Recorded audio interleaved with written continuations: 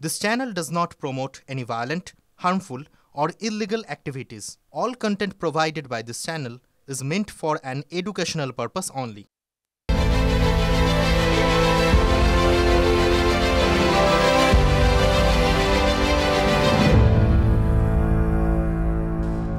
ঠোঁটকাটা স্পেশালের শুরুতেই আমাদের বড় পর্দার দিকে তাকান। আপনাদের দেখাবো টপ 10 ব্রেকিং, সেরা 10 ব্রেকিং। 21শে জুলাইয়ের আগে রাজ্যে প্রধানমন্ত্রী নরেন্দ্র মোদীর জোড়া জনসভা। 2, দমদম দুর্গাপুরে সভা করতে পারেন প্রধানমন্ত্রী। তারিখটা এখনো পর্যন্ত যা স্থির হয়েছে 18ই জুলাই। 3, পুজোর পরই 2026-এর ভোটের ইস্তাহার প্রকাশ করবে বিজেপি, মানে অনেক আগে থেকে। 4, বিজেপির পাখির চোখ রাজ্যের 200 বিধানসভা আসন, খুব স্পেসিফিক 200, এই অঙ্কে তারা এগোচ্ছে। কেমন অঙ্কটা? 5, লোকসভা ভোটের নিরিখে নজরে এগিয়ে থাকা 92 এবং কম ব্যবধানে হারা 108 আসন, মানে লাস্ট লোকসভা ভোটে যে 92টা সিটে তারা এগিয়েছিল এবং যে 108টা সিটে তারা কম ব্যবধানে হেরেছে তৃণমূলের কাছে, এইখানে ফোকাস করবে বেশি করে বিজেপি। এইটা তাদের স্ট্র্যাটেজি, এটা সূত্রের খবর। 6, বাংলায় বোমা শিল্প চলছে কটাক্ষ বিজেপির। এই কাটোয়া বিস্ফোরণের পর আবার নতুন করে বিতর্ক শুরু হয়েছে। 7 নম্বর ব্রেক, আমি ওদের টার্গেট ছিলাম, কে বলছেন? 8 নম্বর ব্রেকিংয়ে দেখাবো আপনাদের। দাবি কাটোয়ার বিধায়ক রবীন্দ্রনাথ চট্টোপাধ্যায়ের, তিনি জঙ্গল শেখের বিরুদ্ধে আঙুল তুলেছেন, কুখ্যাত জঙ্গল শেখ, যিনি এখনো জেলে।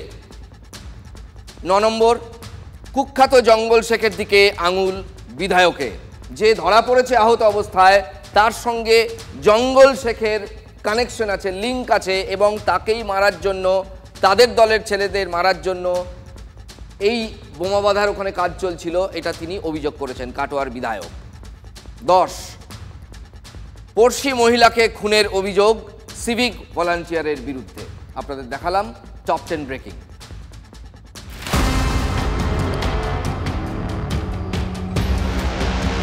যে বাড়িতে বান ছিল সে বাড়ির চাল উড়ে গিয়েছে।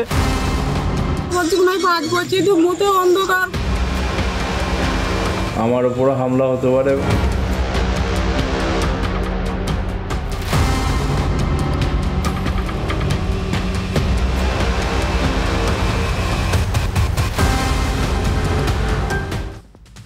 বোমা বিস্ফোরণ, ছাদ উড়ে যাওয়া, মৃত্যু, একের পর এক দেহ ঝলসে যাওয়া, এই শব্দগুলো না খুব গা সওয়া হয়ে গেছে আমাদের। বোমা ফাটলো, রক্ত ঝরলো, মানুষ মারা গেল, তবু কারো কোনো হেলদোল নেই। মানে যাদের হেলদোল হওয়ার কথা তাদের হেলদোল নেই। আমজনতার কথা বলছি না, কিন্তু আমজনতাই তো ব্যতিব্যস্ত। আজ এই জেলায়, কাল ওই জেলায়, রুটিন মাফিক হয়েই চলেছে এই ধরনের ঘটনা।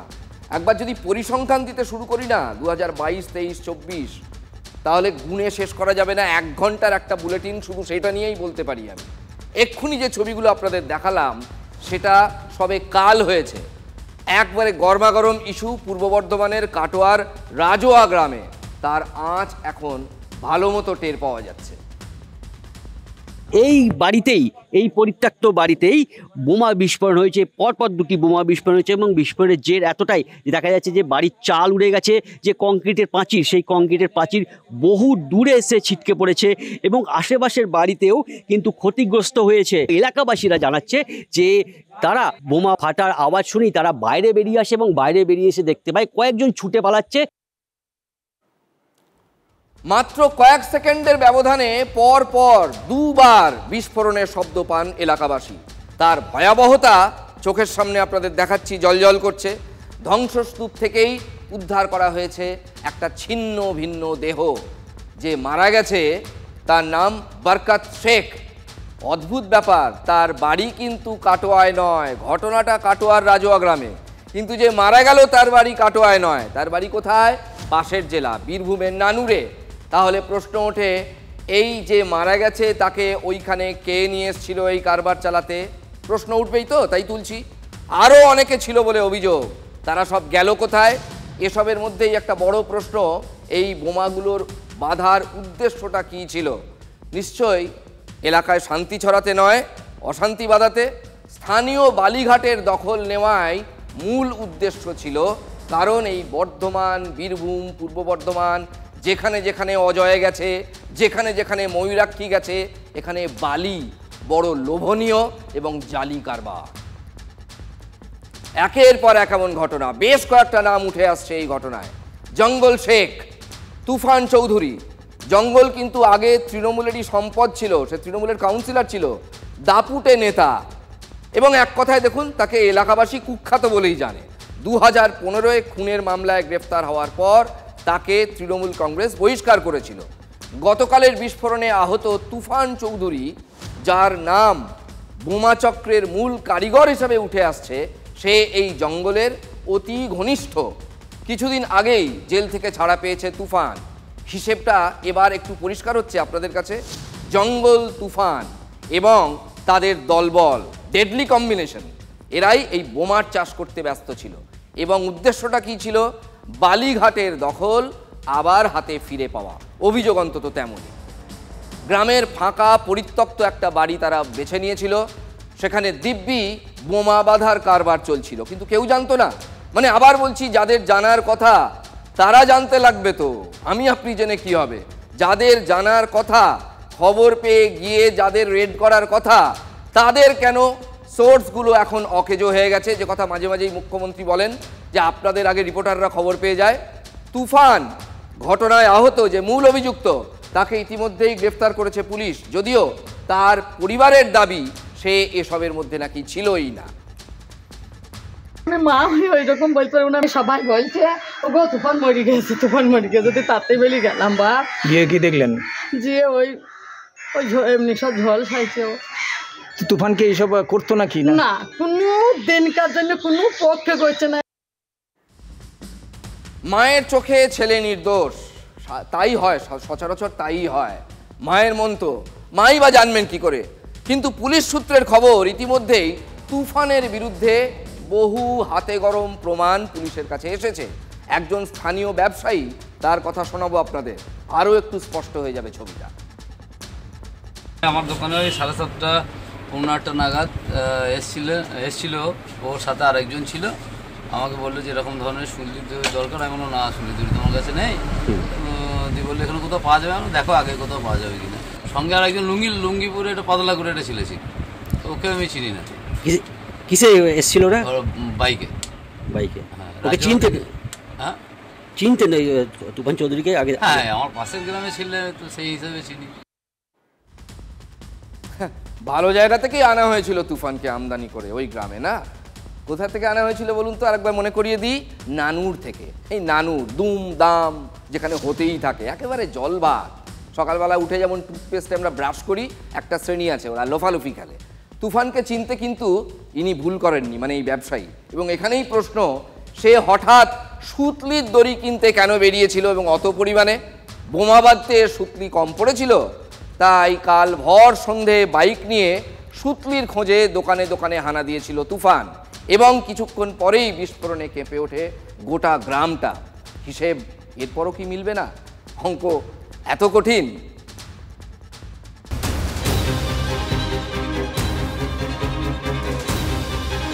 ধ্বংসস্তূপে পরিণত হওয়া বাড়িটি যে বড় প্রশ্ন তুলে দিচ্ছে, তা হলো এর দায় কার? কে এর পিছনে? যে নাম সবচেয়ে বেশি ঘুরছে তা জঙ্গল শেখের, তৃণমূল থেকে বহিষ্কৃত প্রাক্তন কাউন্সিলর। জঙ্গল শেখ কিন্তু এই মুহূর্তে দল থেকে বহিষ্কৃত, কোনো ক্ষমতায় নেই। তাহলে এই যে রক্তপাত, এই যে মৃত্যু, ক্ষমতায় না থেকে ক্ষমতা ফিরিয়ে আনার লড়াইয়ের জন্যই কি? প্রাক্তনের কি তাহলে বর্তমান হয়ে ওঠার স্বাদ জেগেছিল? জঙ্গল রাজ কায়েম করার শখ? তাই তুফান তুলতে বেশি দেরি করেনি। বোমার যে ভান্ডার তৈরি হচ্ছিল, সেটা কার ঘরে পড়তো? এ নিয়ে কিন্তু বড় বোমা ফাটিয়েছেন কাটোয়ার বিধায়ক তথা পূর্ব বর্ধমানের তৃণমূল জেলা সভাপতি রবীন্দ্রনাথ চট্টোপাধ্যায় নিজেই। যাত্রার উপর হামলা হতে পারে, যাত্রা বলতে আমার উপরেও হতে পারে। ওদের তো পূর্ব ইতিহাস সেই কথাই বলছে যে ওরা সবসময় ভয় দেখিয়ে লোককে যা কিছু করার করেছে। প্রথমে বালিঘাট দখল নেবে, সেখান থেকে রোজগার হবে, এবং তারপরে ওরা আবার কাটোয়া শহরে ঢুকবে। খোদ বিধায়কই যদি এই কথা বলেন তাহলে বিরোধীরা ছেড়ে দেবেন? তারা তো হাতে গরম অস্ত্র পেয়েছেন। যেটা আছে সেটা টাকা, যেটা টাকা আছে সেটা 25-75, যেটা টাকা আছে সবাইকে দিয়ে খাওয়া, সেখান থেকে বিচ্ছুটি, তাই বোমা, তাই মৃত্যু। জঙ্গলের রাজত্বে জঙ্গল শেখরা যে বোমা বাঁধবে সেটাই স্বাভাবিক। কাটোয়ার তৃণমূলের জেলা সভাপতি বলছেন জঙ্গল শেখরা বোমা বাঁধছে আমাকে হত্যা করার জন্য। বয়স্ক মানুষরা খামোখা বড় বড় পদ দখল করে বসে আছে, এদেরকে পদ থেকে তাড়াতে না পারলে তাদের করে কমে খাবার রাস্তা পরিষ্কার হচ্ছে না। তাই বুড়া হটো, বয়স্ক হটো, এই বয়স্ক হটানোর জন্যে সিদ্দিকুলের উপর আক্রমণ, এই বয়স্কদের হটানোর জন্য রবিদের উপর আক্রমণ। এই জঙ্গল শেখের মতো মাল মেটেরিয়ালকে তো এরাই ভোটের সময় ব্যবহার করে বুথ লুট করার জন্য, তারাই এখন এদেরকে বোম মারছে। তবে তৃণমূল পিছিয়ে নেই, যুক্তি কিছু একটা তো দিতেই হয়। বেশ কিছু ঘটনা আমরা দেখেছি, অন্য রাজ্য থেকে ক্রিমিনালরা ঢুকে তৃণমূলকে অ্যাটাক করছে বা বাংলাকে বদনাম করার জন্য কোনো ঘটনা ঘটাচ্ছে। এটা আমরা একাধিকবার দেখেছি যে এইসব ক্রিমিনালকে অন্য রাজ্য থেকে শেষে ধরে আনতে হয়েছে। সেই থোড় বড়ি খাড়া কেস, বহিরাগত তত্ত্ব, বাংলাকে বদনাম করার অভিযোগ। কিন্তু এই জিনিস কি নতুন হচ্ছে? নদিয়ার কালীগঞ্জ, সেখানে তৃণমূল প্রার্থী উপনির্বাচনে জেতার পর তৃণমূলেরই বিজয় উল্লাস প্রাণ কেড়েছে ছোট্ট তামান্নার। সেখানেও তো বোমাই ছিল, উল্লাসের অস্ত্র বোমা। এরপরও শাসকের আপ্রাণ চেষ্টা একটাই, কিভাবে হাত ধুয়ে ফেলা যায়। দুদিন আগে এই পূর্ব বর্ধমানেই মন্তেশ্বরে গিয়ে আক্রান্ত মন্ত্রী সিদ্দিকুল্লাহ চৌধুরী। না, সেবার বোমা পড়েনি, তবে ঝাঁটা, লাঠি, ইট, পাথর কিছুই বাদ যায়নি। সেসব কারা করল? তৃণমূলেরই একাংশ। বীরভূম, বোমার ভান্ডার যেখানে সব সময় ভরা, সেখানেও তো খোদ তৃণমূলের এক নেতা ভিডিও সামনে এনে দেখিয়েছেন কিভাবে বোমা শিল্প রম রম করে চলছে। এরপরও বহিরাগত বলে দিলেই দায়িত্ব শেষ। দায় ঝেড়ে ফেলা কি এত সহজ?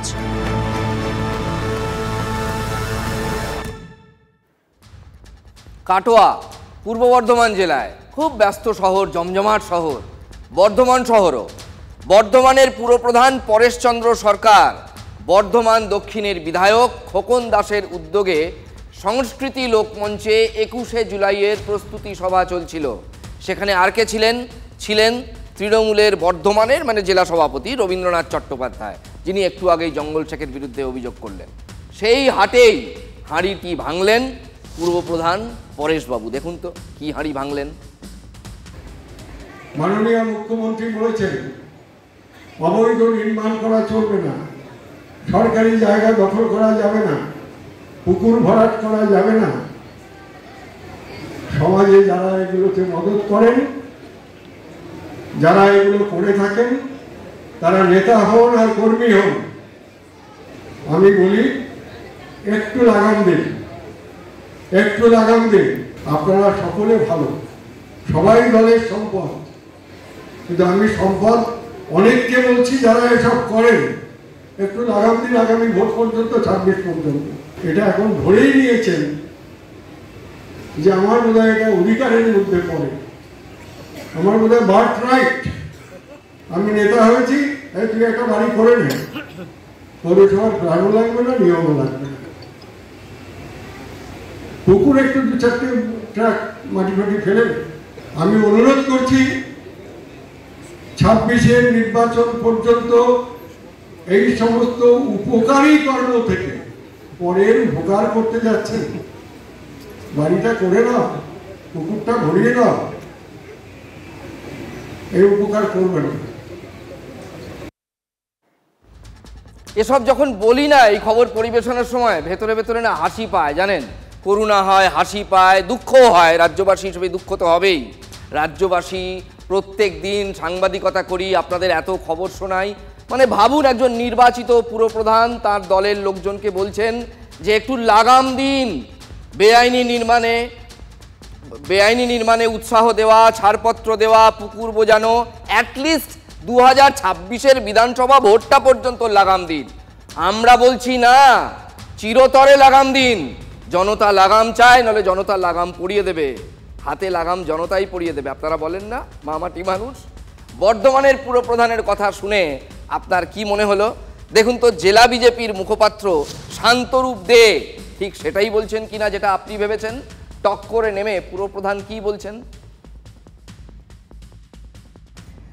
বর্ধমান পৌরসভার পৌরপতি পরেশচন্দ্র সরকারের কথাতে আজকে আবারও সুস্পষ্ট হয়ে গেল তৃণমূলের প্রত্যেকটা নেতামন্ত্রী যে এই পুকুর ভরাট, বেআইনি নির্মাণ এইসব করে যে টাকা কামাই করে, এই দুর্নীতি করে, এটা ওপর মহল থেকে নিচু মহল অব্দি একদম সুস্পষ্ট। আশ্চর্য ব্যাপার, প্রত্যেককে সজাগ থাকতে বলেছি যে এই কাজগুলো যেন না হয়। তৃণমূলের নেতামন্ত্রীরা নিজেরা এখন স্বীকার করছেন যে তারা এই কাজগুলো করেছেন বা করে আসছেন। সকাল থেকে রাত পর্যন্ত so many complaints are coming to me every day, যেগুলো আসে সেগুলো আমি প্রতিবিধানে এনকোয়ারি করবার ব্যবস্থা নেওয়ার চেষ্টা করি। এখন ভেড়া লড়ে খুঁটির জোরে, অনেক জায়গায় খুঁটি ফুটি শক্ত হয়ে গেলে মুশকিল হয়ে যায়, তবু আমি এগিয়ে যাচ্ছি। যে কদিন আছি আমি বলে যাব। আগামী দিনে 2026-এর বিধানসভা নির্বাচনকে কেন্দ্র করে তৃণমূল সরকারের তৃণমূল নেতামন্ত্রীরা শুধুমাত্র সাধু সাজার চেষ্টা করছে। 26-এর নির্বাচনে যাওয়ার আগে রাজনৈতিক, সামাজিক সমস্ত দিক দিয়ে আমাদের প্রস্তুতি নিতে হবে। সাধারণ মানুষকে বোকা বানাবার চেষ্টা করছে। অবৈধ নির্মাণ, সরকারি জায়গা দখল করা, পুকুর ভরাট করা, এই কাজগুলো তো সত্যিকারেরই সামাজিকভাবে অন্যায় নয়, অপরাধ। এই কাজে যারা করবেন তাদেরকে বিরত রাখতে হবে। তার মানে কি, যে বেআইনি কাজটা 2026 অবধি বেআইনি বলছেন, 2026-এর পর করলে কি এটা আইনি? 26-এর নির্বাচন পর্যন্ত তো আমাদের সজাগ থাকতেই হবে, তারপরে নির্বাচনের পরে সরকার হবে, তারাই করাবে। বর্ধমানের পুরপ্রধান হিন্দিতে বলে না ভান্ডা ফোর দিয়া, ঠিক ভান্ডা ফোর দিয়া। অবৈধ নির্মাণ, পুকুর ভরাট, এগুলো যে তৃণমূলের লোকেরাই করে সেটা এই নেতা একেবারে হাটের মাঝে জানিয়ে দিলেন। দেখুন, বেআব্রু হয়ে গেল তারকেশ্বরের নাইটা গ্রামের উপস্বাস্থ্য কেন্দ্র, মানে যেখানে স্বাস্থ্য পরিষেবা গ্রামবাসীর পাওয়ার কথা। রোগীরা গেলেই বলা হতো ওষুধ নেই। ওষুধটা কিন্তু সরকারি, এটা কিন্তু সরকার দিচ্ছে ওষুধটা, কারুর নিজের পৈতৃক জায়গা থেকে ট্যাক্স থেকে দিতে হচ্ছে না, তাও ওষুধ দিত না। কিন্তু স্বাস্থ্য দপ্তরের টিম পরিদর্শনে যাওয়ার আগে দেখা গেল ওই পাশেই একটা পুকুরের পাশে গাদা গাদা বস্তা বস্তা ওষুধ সেখানে পড়ে রয়েছে ডাঁই করে। এমনকি শৌচাগারের চেম্বার, তার ভেতরেও ওষুধ বোঝাই করা হয়েছে এবং বহু ওষুধের মেয়াদ ফুরোয়নি, এক্সপায়ারি ডেট কিন্তু পার হয়নি। এখানে গ্রামবাসীরাই ভান্ডা ফোর দিয়া। তারকেশ্বরের নাইটা মালবাহারপুর গ্রাম পঞ্চায়েতের এই যে নাইটা সুস্বাস্থ্য কেন্দ্র, এই সুস্বাস্থ্য কেন্দ্রের বিরুদ্ধে একাধিক অভিযোগ গ্রামবাসীদের। আমি বললাম দিদি ওষুধ দাও না, না ওষুধ নেই। ওষুধ পালা লোককে তো দেয় না, গেলে বলবে অনলাইন হয়নি, যাও বাড়ি চলে যাও। আর একটা পাতাতে 10টা ওষুধ বড়ি থাকে, সেইখান থেকে চারটে কেটে দিয়ে আমাকে ঠিক এইভাবে ফোন দেখছে, ঠিক এইভাবে টেবিলটায় ছুঁড়ে দিল, বলছে খেয়ে নেবে। তাহলে আমি কি খাবো? বিষ খাবো? কখন খাবো সেটা তো আমাকে বলতে হবে। ওষুধ আনতে হলে ওষুধ একদম দেবে না, খালি বলবে নেই, এখন নেই, এই বদ্দিপুরে যাও। আমরা যখনই ছোট ছেলেদের জ্বর সর্দি হয় যদি বলতে আসি একটা ওষুধ দেবে, তারপরে সর্দির সিরাপ নেই, কাশির সিরাপ নেই। অথচ দিন দুই আগে বস্তা বস্তা ওষুধ উদ্ধার হয়েছে। লোক এসেছে, তার আগে তো আমার মেজো ভাসুরদের বাড়িতে রাখবে বলেছিল, বললো আমি সরকারি চাকরি করি, আমার রাখার আইন নেই। ও রাখতে দেয়নি, ওরা কি করবে, তার বাড়িতে রাখতে গেছিল, দেয়নি বলে ওই কোণে রেখে ওরা চলে গেছিল। দেখা যাচ্ছে যে স্বাস্থ্যকেন্দ্র, সেই স্বাস্থ্যকেন্দ্রের পাশে কিন্তু এইভাবেই পড়ে আছে। যে স্বাস্থ্যকেন্দ্র আছে তার পিছনের দিকে চেম্বার আছে, সেই চেম্বারের মধ্যে ঠিক আমরা দেখতে পাচ্ছি চেম্বারের মধ্যে এইভাবে কিন্তু ওষুধগুলো রাখা হয়েছে। শুধুমাত্র মেয়াদ উত্তীর্ণ নয়, এমন মেয়াদ আছে এরকম ওষুধ কিন্তু এখানে ফেলে রাখা হয়েছে এই চেম্বারে। আমরা এসে দেখি এত ওষুধ পড়ে রয়েছে, ওই বস্তা ছিল, তাহলে ওষুধগুলো বলা ছিল এতদিন। ভিজিট আসার পরই ওরা এরকম করেছে। আগে যে বস্তা বস্তা যে ওষুধ উদ্ধার হয়েছে এগুলো কি খারাপ হয়ে গেছে? না, 26 সাল পর্যন্ত ডেট ছিল তো ওষুধগুলো, 26 পর্যন্ত ডেট আছে ওষুধগুলো। 25-26 এর ওষুধগুলো সব অলরেডি ওখানে ভরা ছিল। আমাদের কাছে কোনো অফিসিয়াল কমপ্লেন আসেনি, পুলিশ ওখানে গিয়েছিল, পুলিশ দেখেছে, পুলিশ হসপিটাল সমস্যাটা সমাধান হয়ে গেছে। ব্যাস, পুলিশ গেছে, ঝামেলা মিটে গেছে, বিএমওএইচ তাতেই খুশি। কেন ওষুধ দেওয়া হতো না, কেন এই এক্সপায়ারি ডেট পার না হওয়া ওষুধ ফেলে দেওয়া হলো, সেসব দেখার বালাই নেই। আরে সরকারি বাবুদের অত সময় কোথায়?